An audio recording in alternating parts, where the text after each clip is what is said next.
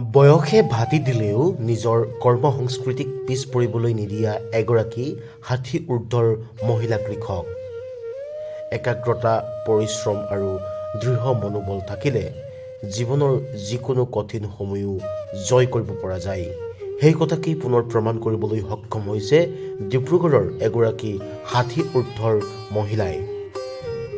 ডিব্ৰুগড় জিলাৰ টিংখাং সমষ্টিৰ আঘোনিবাৰীত বুঢ়ীদিহিঙৰ পাৰত কৃষি কাৰ্যৰ জৰিয়তে স্বাৱলম্বী হৈছে এই মহিলাগৰাকী। প্ৰায় ৩২ বছৰ ধৰি কৃষিৰ সৈতে জড়িত হৈ থকা মহিলাগৰাকী হৈছে গোলাপী চাংমাই।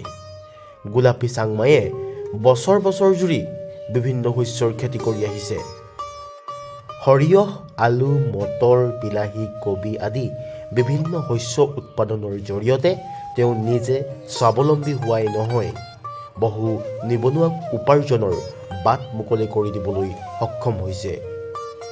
গোলাপী চাংমায়ে নিজৰ কৃষিকাৰ্য আগুৱাই নিবলৈ তেওঁ ৪গৰাকী লোকক স্থায়ীভাৱে নিয়োগ কৰিছে কৃষিকাৰ্যত। খেতিৰ বতৰ বৃদ্ধি পালে আন বহু স্থানীয় লোকেও গোলাপীৰ খেতিপথাৰত কাম কৰাৰ সুযোগ লাভ কৰে।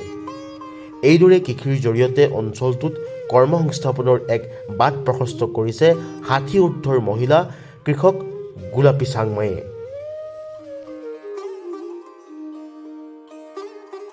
গাঁওখনৰ আঘোনিবাৰী তিনিআলিত মোৰ ঘৰ। মই খেতি কৰিছোঁ ২ নং কেন্দুগুৰি বুঢ়ীদিহিং পাৰত। এতিয়া ২৫ বিঘামান খেতি কৰিছোঁ। কেতিয়াৰ পৰা খেতি কৰি আছে? খেতি কৰা আজি মোৰ ৩১ বছৰে হ'ল আৰু। কিমান চন মই সেইটোহে পাহৰিছোঁ। কি খেতি কৰে যায় এতিয়া আপুনি? মই খেতি প্ৰথম ৰবি শস্য লাই মূলাৰ পৰা গোটেইখিনিয়ে খেতি কৰা হয়, যি আছে আৰু বাম ৰবি শস্যত পৰা খেতিবিলাক। ৰঙালাওটোহে বেছিকৈ কৰোঁ, মটৰ চটৰ কমকৈ কৰোঁ, ৪-৫ বিঘা আৰু। বস্তুবিলাক মই কম পৰিমাণে হ'লে মৰাণত বিকোঁ। মৰাণৰ পৰা আহে আৰু ওচৰ বেপাৰী আছে লেঙেৰী চাউদাংগাঁও, তেওঁলোকে নিয়ে। যেতিয়া বেছি হয় মই সেইখিনি দূৰত পঠাওঁ। পূৰ্বে ৬২ বিঘা কৃষিভূমিত খেতি কৰিছিল যদিও বৰ্তমান প্ৰায় ২৫ বিঘা মাটিতেই কৃষিকাৰ্য অব্যাহত ৰাখিছে গোলাপী চাংমায়ে।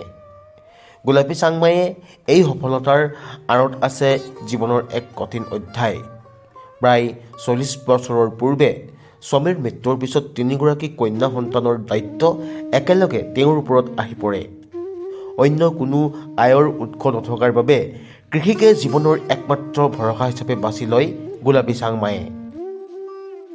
কঠোৰ পৰিশ্ৰম, ধৈৰ্য আৰু দৃঢ় মনোবলেৰে ৩গৰাকী কন্যাক ডাঙৰ দীঘল কৰাৰ লগতে নিজৰ জীৱনো গঢ়ি তুলিবলৈ সক্ষম হৈছে কৰ্মোদ্যমী গোলাপীয়ে। আজিৰ দিনত গোলাপী চাংমাই বহুজনৰ বাবে এক প্ৰেৰণা। জীৱনৰ কঠিন সময়তো হাৰ নামানি পৰিশ্ৰমৰ জৰিয়তে সফলতা লাভ কৰিব পাৰি, সেই কথাকেই প্ৰমাণ কৰি দিছে এইগৰাকী ৬০ ঊৰ্ধৰ আদৰ্শৱান খেতিয়কে। ডিব্ৰুগড়ৰ পৰা ৰক্তিম দাসৰ প্ৰতিবেদন, লোকেল ১৮।